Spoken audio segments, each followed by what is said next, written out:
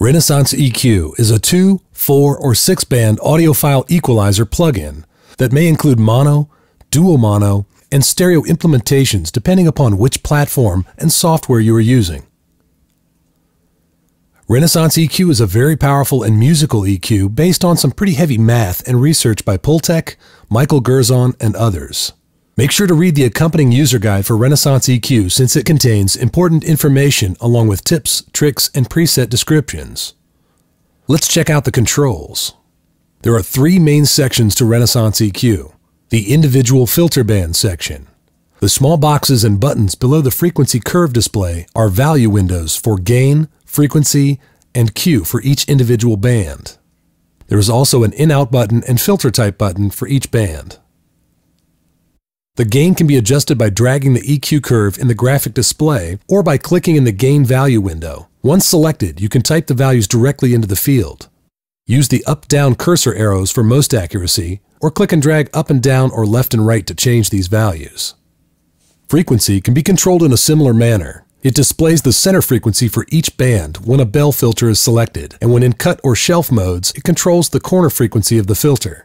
If you click and drag, make sure to only use left-right direction, as dragging up or down will not yield satisfactory results. The Q displays the bandwidth or Q value, which will function differently for each filter type available. For the bell filter, Q represents the width of frequency range for that band. For the shelf filter, the Q controls the slope of the side of the shelf and the resonant dips and peaks. For the cut filter, bands 1 and 6 only, the Q controls the slope of the cut filter, from 10 dB per octave to 18 dB per octave. It also controls the bump in the slope further explained in the Waves user guide. It is controlled in the same manner as the frequency and gain controls. Click and drag, use the cursor arrows, or enter the numbers directly into the value windows. Below this are 2 rows of toggle buttons, the bottom being the in-out button for each band, and above this is the filter type button. Make sure to note that the filter selections are not the same for all 6 bands. Bands 1 and 6 have 3 selections: bell curve, high shelf filter, or low pass filter. Bands 2 and 3 have 2 selections: bell curve or low shelf filter. Bands 4 and 5 also have 2 selections: bell curve and high shelf filter. These filter selections can be made as shown by the pull-down menu for some software programs and the default method of clicking on the toggle switch. The master section. Since Renaissance EQ uses 48-bit processing to create headroom that avoids internal clipping between bands, it doesn't need input faders or meters and simply has a master output control.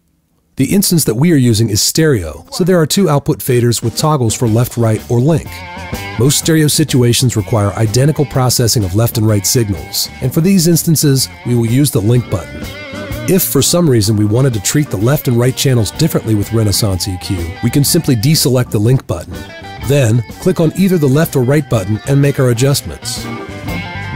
We could also link the bottom 3 bands, make mutual adjustments for them, and then deselect link to treat the upper bands differently for left and right channels.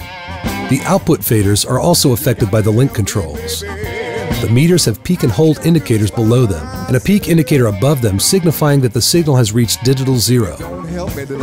Above them is the trim button, which is calibrated in decibels and is useful in avoiding clipping as well as using available headroom.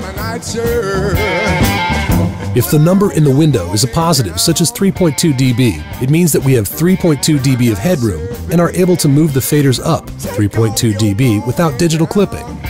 If the number is negative, such as minus 2.5 dB, it means that the fader level needs to be decreased by 2.5 dB. The slick thing is that in either case, clicking in the trim window will automatically trim the faders in the appropriate direction. If clipping 2.5 dB, it will trim this amount. To reset the trim window, simply click in the fader meter region. If you clicked and didn't want to, you can simply click on the undo button in the plugin window. Mac users can simply press the Z button to perform the undo function. For more shortcuts like this, make sure to check out the accompanying user guide. The graphic window has some elegant ways for controlling Renaissance EQ. We know that we can click and drag on the band marker to change the frequency and gain for a particular filter band. Mac users can option drag the markers to adjust the bandwidth. PC users alt drag. Double-click any band marker to bypass or enable that filter band. Mac users can command click on any band marker to change the filter type. PC does not support this function. Control drag any band marker to constrain that band to one direction. It will default to the first direction you move in. You can also click and drag across several or all band markers and adjust all bands at once. Note, this can also be accomplished in the value windows below, where the cursor arrows can be used for greatest accuracy. Renaissance EQ represents a powerful step in equalizer technology. Conventions as off-the-shelf capacitor values that compromise a typical piece of EQ hardware.